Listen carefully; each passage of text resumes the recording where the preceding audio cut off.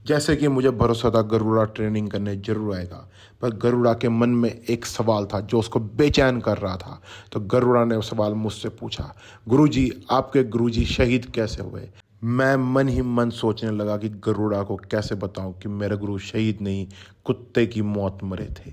पर यह सच मैं उससे छुपा नहीं सकता था, क्योंकि एक गुरु का धर्म होता है कि वो अपने चेले को हमेशा सच्चाई से रूबरू रखे। मैंने गरुड़ा को बताया कि मेरे गुरुजी और मैं ट्रेनिंग करने बांस की झाड़ी में गए थे, जहां मेरे गुरुजी का पेट खराब हो गया और वो फ्रेश होना चाहते थे।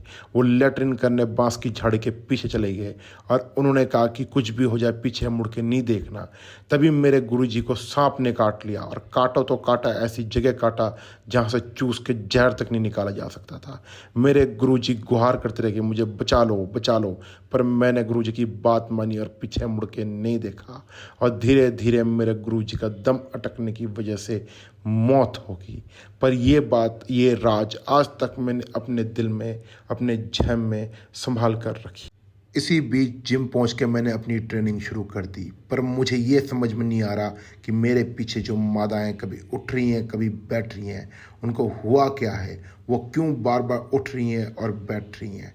तभी गरुड़ा भी अपनी ट्रेनिंग में बिजी हो गया, पर मादाओं को देख के गरुड़ा ट्रेनिंग नहीं कर पा रहा था और वो डिस्ट्रैक्ट हो रहा था।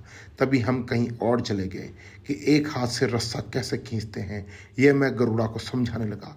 गरुड़ा भी तन मन धन से ट्रेनिंग में फोकस करने लगा, और उसने भी कहा, गुरुजी मैं भी एक हाथ से रस्सा खींचूंगा। मैंने कहा, एक हाथ से रस्सा तो तब खींचेगा ना जब मैं तुझे खींचने दूंगा, क्योंकि अब बारी है दो हाथ से रस्सा खींचने की। गरुड़ा मुझे देख के काफ़ी ज़्यादा इम्प्रेस हुआ, और गरुड़ा ही नहीं, मेरे साथ बैठा लड़का भी इम्प्रेस हो गया, और वो भी दोनों हाथ से रस्सा खींचने लगा। इधर कालिया भी घूम घूम के देख रहा था कि मुझे भी अगर कोई डंबल मिल जाए तो मैं भी दोनों हाथ से रस्सा खींचूं। तभी गरुड़ा और कालिया के बीच में बहस हो गई कि दोनों में से किसका अंगूठा बड़ा है। तो गरुड़ा ने कहा, तेरा अंगूठा बड़ा होगा, मेरा हाथ बड़ा है। तभी गरुड़ा ने बोझ अपने कंधों पर ले लिया, और वो दिखाना चाहता था कि इस बोझ को लेने के बाद भी मैं गजगामनी चाल चल सकता हूँ।